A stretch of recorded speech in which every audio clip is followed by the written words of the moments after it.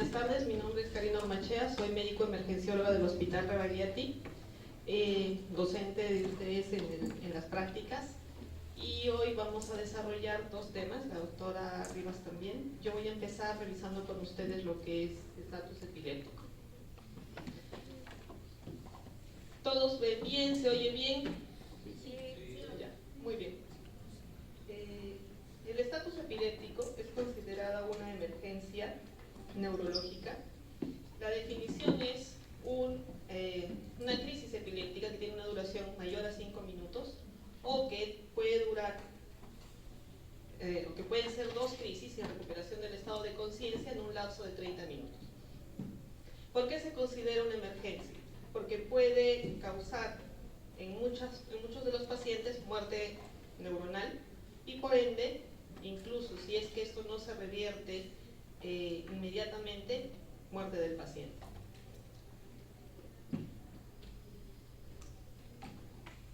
Nosotros utilizamos varias definiciones cuando hablamos de estatus epiléptico. ¿Ustedes han escuchado alguna vez hablar del ILAE? Han hecho neurología. El ILAE es la Liga Internacional contra la Epilepsia.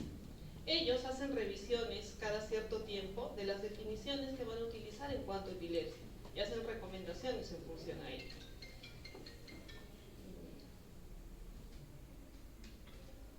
Entonces, ellos andan o van actualizando cada cierto tiempo las definiciones de todo lo que tiene que ver con este tipo de eventos. Para el estatus epiléptico, aparte de la definición general de la duración de más de 5 minutos o de la recuperación de estado de conciencia, también nos dan otros parámetros para que nosotros determinemos la severidad y cómo deben ser nuestras intervenciones en el lapso del tiempo. Hablamos de un estatus epiléptico precoz cuando la duración de esta crisis va a ser entre 5 a 10 minutos. Normalmente en este lapso de tiempo todavía los mecanismos neurológicos reguladores están activos. Entonces, la lesión cerebral en sí no se da, como lo vamos a ver más adelante. El estatus epiléptico establecido es cuando el evento va a durar de 10 a 30 minutos. Como les digo, todavía en este lapso de tiempo hay mecanismos reguladores, pero estos ya se empiezan a agotar. El estatus epiléptico refractario es cuando tenemos una crisis que tiene una duración de 30 a 60 minutos. Además, para que nosotros podamos hablar de un estatus refractario, debe haber una condición adicional, que ya hayamos utilizado drogas de primera y segunda línea y que a pesar de eso la crisis no ha parado. Y hablamos de estatus epiléptico súper refractario cuando la convulsión o la crisis dura más de 24 horas a pesar de que nosotros estemos utilizando sedación o tengamos al paciente en un coma inducido o un coma barbitúrico. Esto viendo lo que son las definiciones. Ahora, el ILAE tiene una descripción para lo que es en sí el estatus epiléptico. Si bien es pura letra, pero es necesario que tengamos claro el concepto. Hablan de que el estatus epiléptico es una condición que resulta del fallo de los mecanismos responsables de la terminación de las convulsiones o el inicio de los mecanismos que conducen a convulsión anormalmente prolongadas.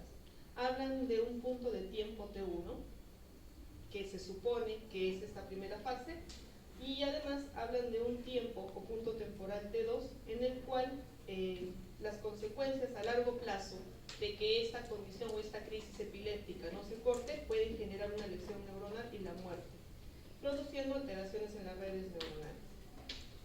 Esta es la definición literal que utiliza el ILAE. ¿Pero a qué se refiere?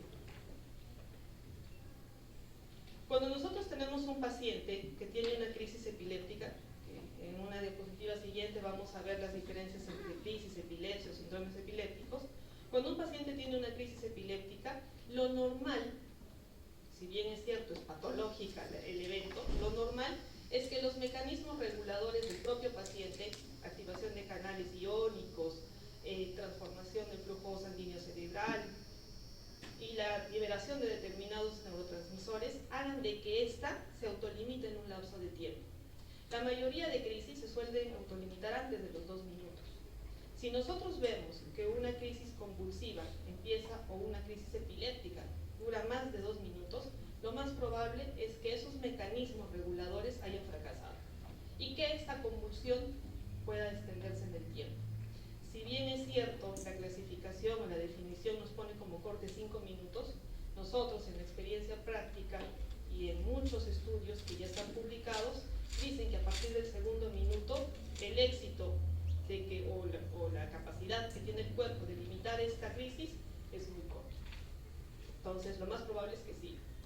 Entonces, bajo este parámetro les pregunto, si yo estoy en la emergencia y un paciente que está sentado en una silla en la sala de espera empieza a convulsionar, ¿yo debo hacer alguna intervención? ¿Cuánto tiempo debo esperar? Son libres de hablar. Con confianza. Lo que suele suceder normalmente es de que inmediatamente corremos todos, la enfermera con angustia y desesperación carga una ampolla de diazepam e intenta colocarle por donde pueda. Pero en realidad no es necesario. Si nosotros tenemos un paciente, con mayor razón si es alguien que tiene crisis de manera frecuente o que ya tiene un diagnóstico establecido, lo que deberíamos hacer es darle confort y ver que se autolimite solo en el tiempo, que es lo más probable.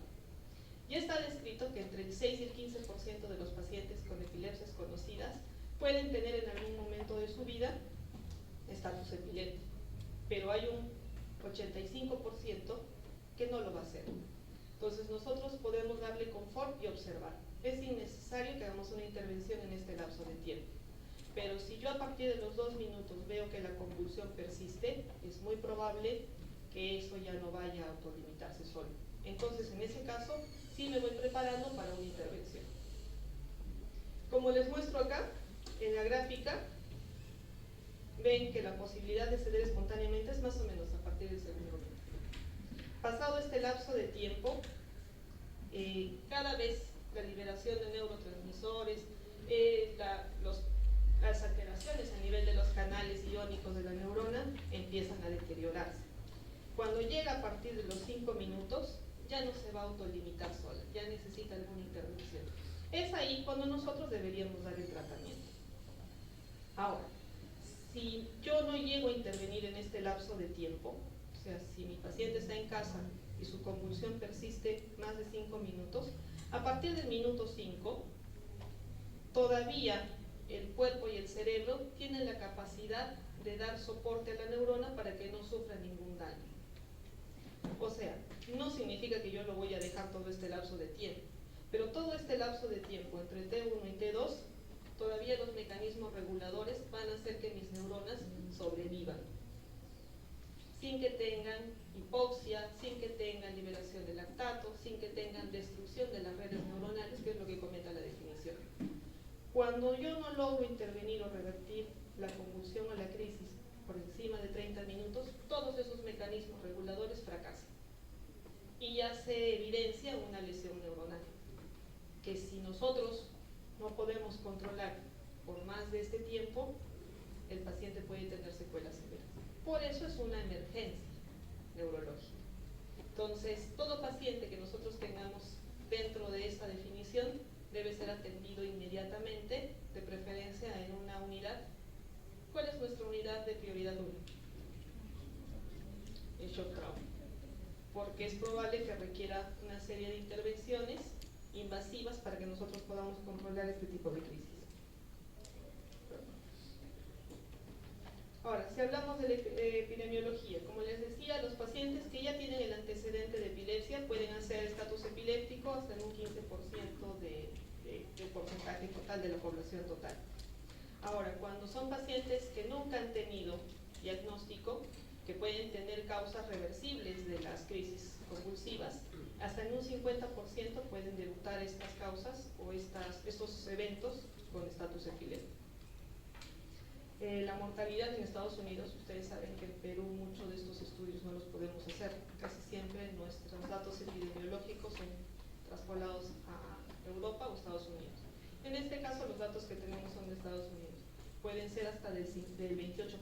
Es un porcentaje alto de pacientes que pueden fallecer si nosotros no hacemos un manejo adecuado.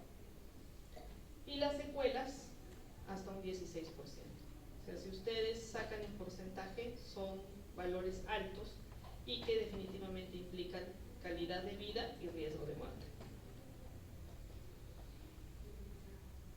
Ahora, solamente las crisis generalizadas pueden producir estatus epiléptico. ¿Qué opinan? ¿Qué crisis conocen? Ustedes ya han estado yendo a los hospitales, ya han visto convulsiones. ¿No han visto convulsiones? Ya. Bueno, el 2017, la sociedad o la Liga Internacional contra las Epilepsias han hecho una actualización de la clasificación de las crisis convulsivas. Entonces ellos han definido, primero, que van a haber 3 bloques sobre los cuales nosotros vamos a englobar todos estos eventos. El primero habla de solamente crisis. Nosotros no tenemos, en este caso, antecedente de que el paciente tenga una enfermedad neurológica que genere epilepsia. Es un paciente en el cual desconocemos ese antecedente y llega a nuestra emergencia convulsionando. Entonces, ellos hablan de que vamos a tener crisis de inicio focal, que antes se llamaban parciales, crisis que van a ser generalizadas y crisis de inicio desconocido. Entonces, focal no necesariamente es de que el paciente tenga movimientos involuntarios. Focal incluso puede ser que el paciente tenga trastornos de comportamiento. Ahora, en las clasificaciones antiguas, estas crisis focales también tenían una subclasificación que hablaba con compromiso del estado de conciencia y sin compromiso del estado de conciencia. En esta nueva clasificación no, solamente que son convulsiones de una determinada parte del cuerpo o simplemente del comportamiento. ¿Cómo se imaginan ustedes una crisis focal? Si la quieren diferenciar de una generalizada, solamente con los nombres.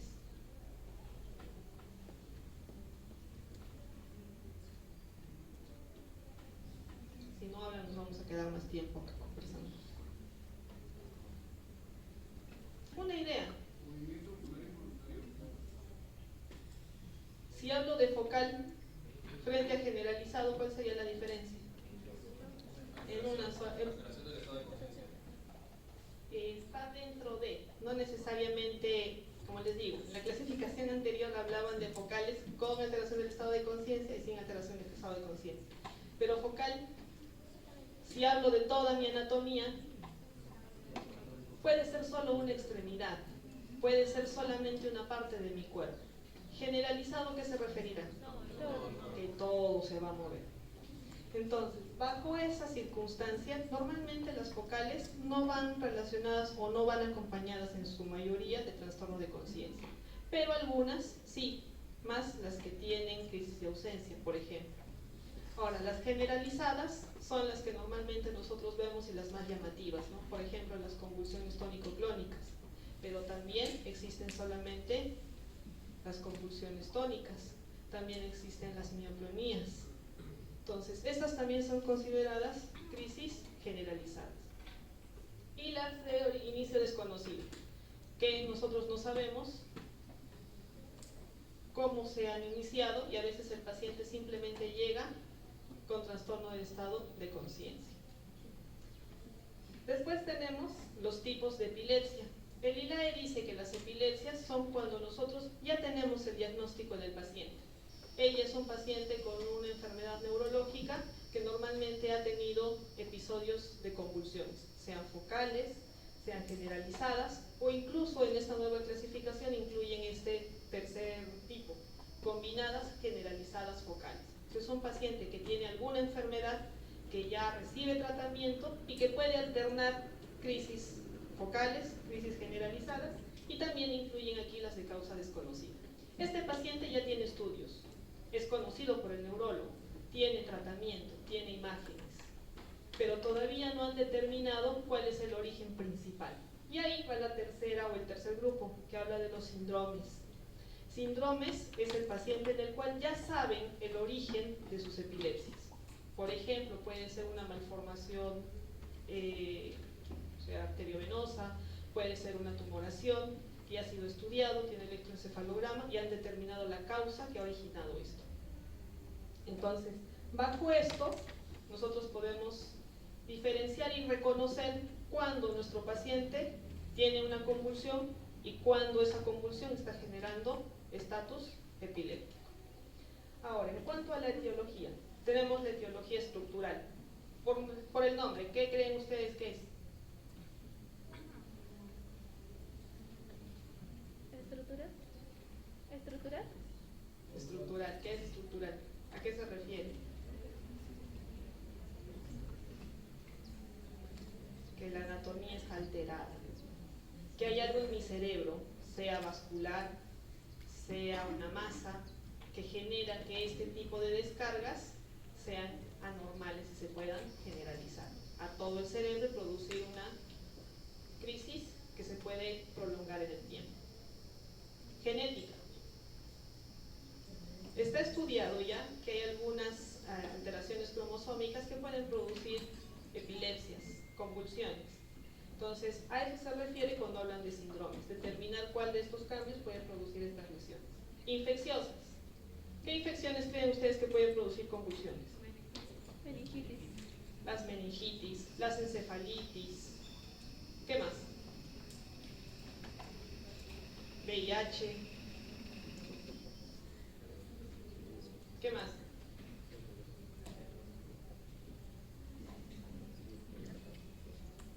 ¿No tienen más ideas de infecciones? Hay infecciones parasitarias. Cisticercosis. Metabólicas. La hipernatremia, la hiponatremia. Otras, las urémicas. Tantos pacientes renales tenemos que pueden tener encefalopatías urémicas que pueden terminar en crisis convulsivas y en estatus también. Inmunitarias. ¿Cuál será el mecanismo de las inmunitarias?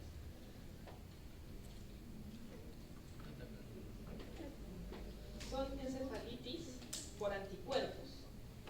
Así como tenemos enfermedades o procesos inflamatorios vasculares que se generan anticuerpos contra los vasos, igual, ya está demostrado y cada vez están estudiando más encefalitis por anticuerpos que destruyen o atacan estas células, ¿no? Entonces también van a producir convulsión. Y por último, las causas desconocidas, que el paciente llegue en crisis y nunca supimos por qué convulsionó. Y una probabilidad de esto normalmente son las intoxicaciones, más en nuestro medio, donde hoy en día los jóvenes tienen acceso a todo tipo de cosas, legales y ilegales, también pueden llegar por convulsiones a nuestra emergencia. Son todas las cosas en las cuales tenemos que sospechar que tenemos a alguien que llegue a shock trauma en estatus epiléptico. Aquí recordarles de lo que acabamos de conversar, ¿no? Si hablamos de estructurales, son tumores vasculares, lo que van a revisar en un rato, las vasculitis. Si hablamos de toxinas, lo que les decía ahora, legales o ilegales, cocaína, alcohol, algunos antidepresivos, incluso algunas drogas que utilizamos para otro tipo de tratamientos. El embarazo también, cuando existe la eclampsia, es una causa de convulsiones y de estatus epiléptico. Todos los metabólicos que no se les ha ocurrido responder también están listados acá. Las infecciones, incluso la encefalopatía hipertensiva también puede producir estatus epiléptico. Y stroke, que es lo que van a ver en un rato. ¿Qué medicamentos pueden producir convulsiones? Una lista, que ustedes los van a revisar con paciencia y buen humor más tarde. Ahora, si yo no trato mi estatus, ¿qué cosa se va a producir en mi paciente? Lo que les comentaba, cuando hicimos el cuadrito del tiempo de duración, cuando nosotros tenemos de 0 a 30 minutos al paciente con convulsiones, todavía los mecanismos neurológicos reguladores están activados. Entonces, se va a producir un aumento del flujo sanguíneo cerebral, va a haber un aumento de la glucosa a ese nivel, todo lo que va a consumir esa neurona que está totalmente en actividad por esa descarga eléctrica normal, va a ser cubierta por las necesidades o por el cuerpo. Ya va a mandar más sangre, va a mandar más oxígeno, va a mandar más glucosa para que sus necesidades puedan darle vida mientras está sufriendo esta actividad intensa. A nivel sistémico va a haber aumento de glucosa también, va a haber una acidosis láctica, el paciente puede tener fiebre, puede vomitar, va a tener hipersalivación, y a nivel del sistema cardiorrespiratorio, obviamente liberación de adrenalina, noradrenalina, por ende aumenta el gasto cardíaco. Ustedes saben que la presión intracerebral, el flujo sanguíneo cerebral va relacionado con la presión arterial. Entonces todos estos mecanismos se van a activar para asegurar que llegue sangre, oxígeno y glucosa a nuestro cerebro para que no se muera la neurona. Pero a partir del minuto 30, todo esto empieza a agotarse. Ningún cuerpo va a estar con su adrenalina a 1000 por más de 30 minutos. Hay consumo, hay gasto, y los receptores de estas enzimas también llegan a cubrirse todos y ya no pueden recibir más. Entonces a partir del minuto 30 todo empieza a caer. Hay hipoxia cerebral, disminuye el flujo sanguíneo cerebral, aumenta la acidosis láctica, aumenta la presión intracerebral, hay edema a nivel de las neuronas, por ende, coma. El paciente va a hacer hiponatremia, hipocalemia, hipercalemia, todos los trastornos se pueden presentar. Incluso puede llegar a ser falla multiorgánica y por ende, muerte del paciente. Entonces, si nosotros no intervenimos antes de los 30 minutos, podemos tener un final catastrófico. Entonces, yo en mi emergencia voy a iniciar el tratamiento. Cuando nosotros tenemos un paciente, por la patología que llegue, inmediatamente determinamos la causa o el motivo por el cual ha llegado a nuestra emergencia. Nos debemos trazar objetivos. ¿Qué queremos lograr con el paciente? Ustedes han visto en todas las patologías que así es como nos ordenamos en la emergencia. Si no respira, que respire. Si su corazón no late, que lata. Si mi paciente llega convulsionando, ¿qué es lo primero que quiero? Parar la convulsión. O sea, si esos mecanismos reguladores han fallado, yo tengo que intervenir ahí para tratar lo más pronto posible, hacer que mi paciente deje de convulsionar. Esa es la primera fase, el primer paso de mi tratamiento. El segundo paso, ¿cuál es? Que si dejó de convulsionar, no vuelva a convulsionar otra vez, porque en él el riesgo de que nuevamente haga un estatus epiléptico es alto y que no lo podamos controlar también. ¿Cuál sería el tercero? Determinar qué ha generado la convulsión. Con mayor razón si estamos hablando de una crisis. Si es un paciente que ya tiene el diagnóstico, si bien es cierto, igual el primer y el segundo objetivo deben ser importantes, pero yo ya sé que le está generando el problema, ya conocemos su proceso, su enfermedad. Pero si es alguien que nunca ha presentado una convulsión, es importante saber qué ha generado eso, porque si no se va a repetir, y se va a repetir, y se va a repetir, hasta que el paciente pueda fallecer. Y por último, tengo que evitar esas complicaciones que hemos visto en el cuadro anterior. Muy bien. Entonces, ¿qué hago? En la emergencia, nosotros siempre nos dirigimos por el ABC. ¿Saben qué es el ABC? A, vía aérea. B, que respire. C, o sea, que salga sangre del corazón y que llegue a todas las partes importantes de su cuerpo. Y D, ¿B? Mejor uno solo. ¿Qué es B?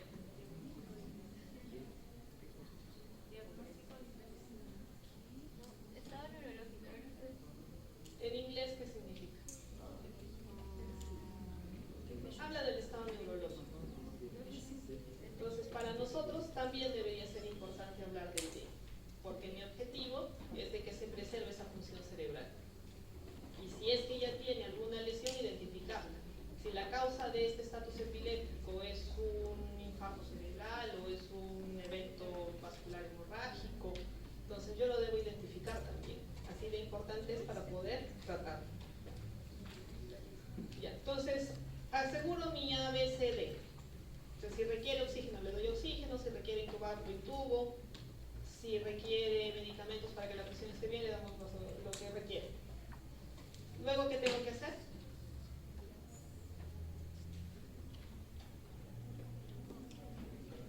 Asegurar las vías periféricas. Son cosas importantes que hacemos en shock trauma. Después, ¿qué se les ocurre que debo hacer?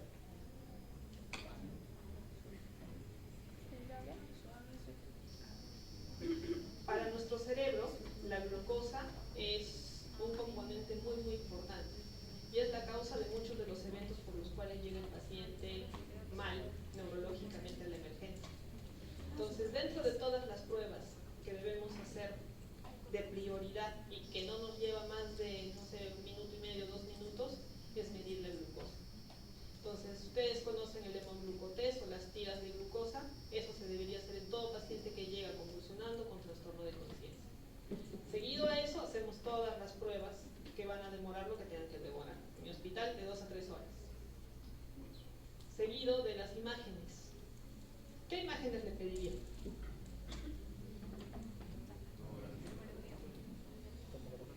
Tomografía, si tienen la posibilidad de resonancia. Y definitivamente, si logro identificar que alguna cosa externa le está generando este evento, retirar esas cosas externas.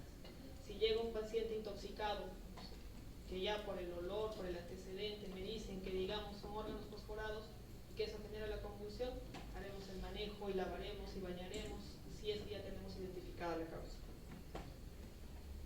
Ahora, para tratar directamente la convulsión, nosotros tenemos un grupo de medicamentos para tratar las epilepsias. Cuando hablábamos hace un ratito de cuánto tiempo tenemos que esperar antes de intervenir, les dije que las enfermeras con angustia y desesperación cargan un fármaco. ¿Se acuerdan? Les gusta el diazepam. Especialmente a ellas. A veces nosotros ni hemos indicado, pero ellas ya tienen la jeringa con diazepam cargada. ¿Qué es el diazepam? Es una benzodiazepina. La primera línea de manejo de las convulsiones, aunque no llegue dentro de la definición del estatus, son las benzodiazepinas. Ahora, entre las benzodiazepinas, ¿cuáles conocen ustedes?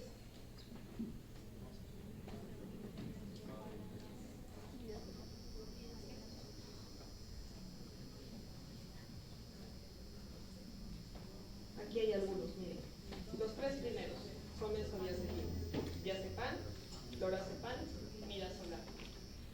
Ahora aquí tips. Hay estudios que han comparado estas 3 benzodiazepinas.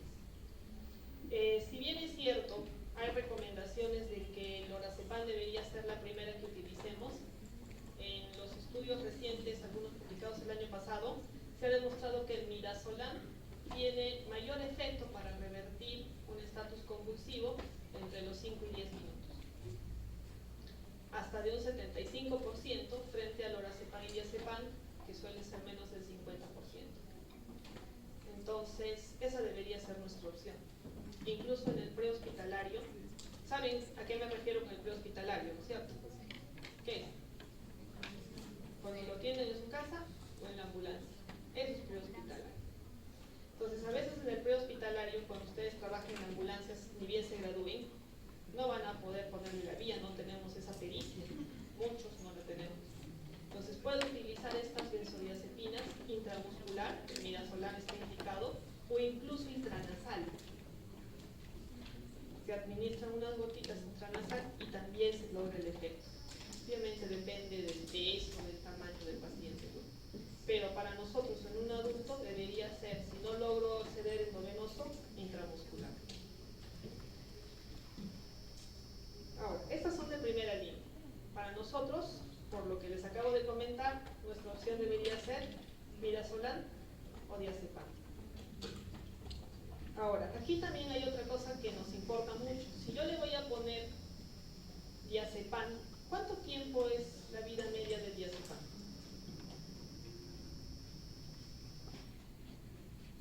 ¿Cuánto creen? 8 horas. Más o menos, de 8 a 12 horas. ¿Y el midazolam?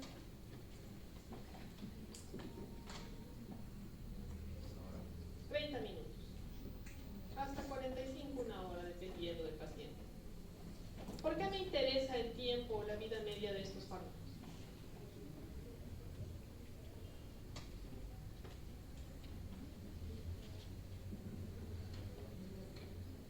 La idea es que nosotros logremos revertir el estatus y veamos su estado de conciencia después, si el paciente logra despertar o no.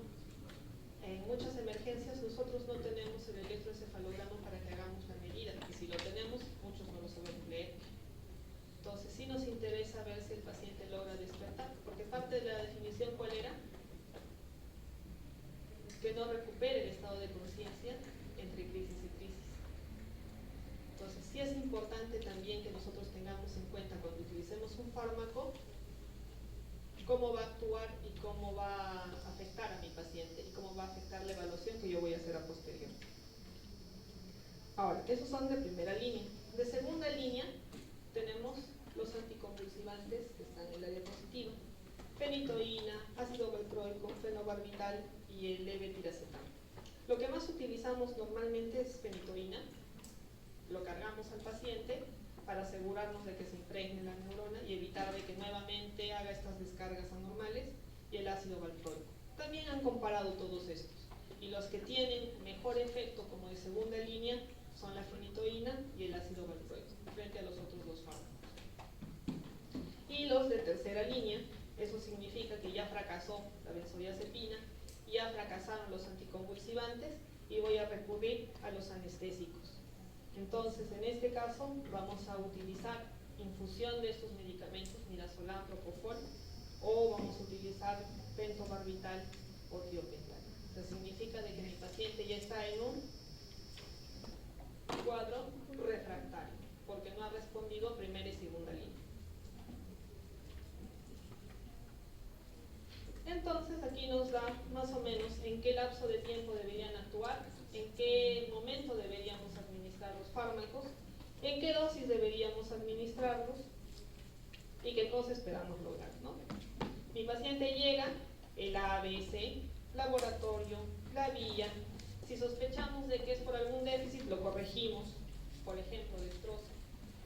Iniciamos la medicación, lorazepam, midazolam, como les dije, ya lo compararon y hay un ganador.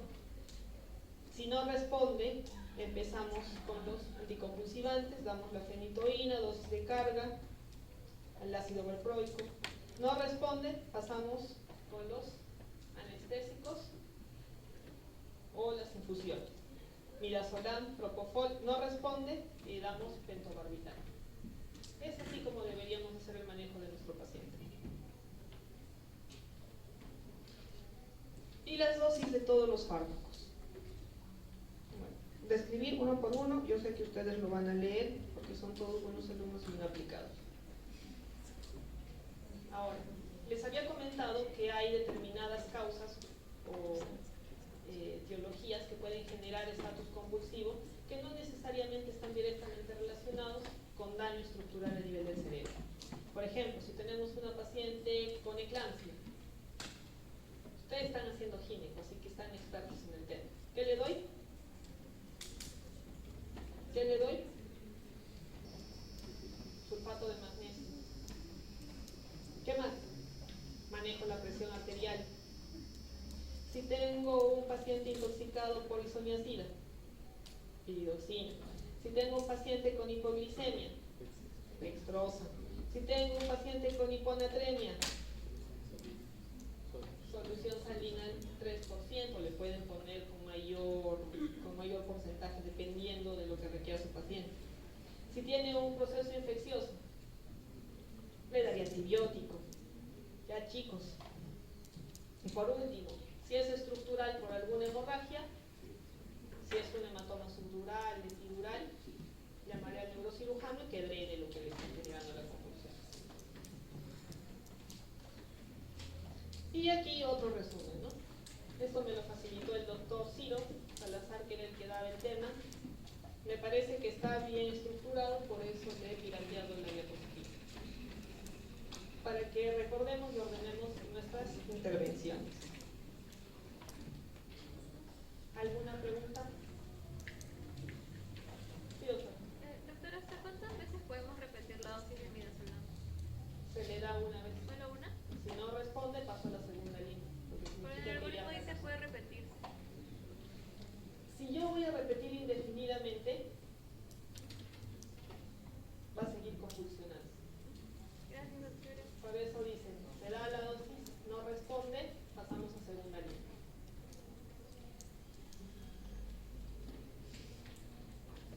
¿Alguna pregunta más?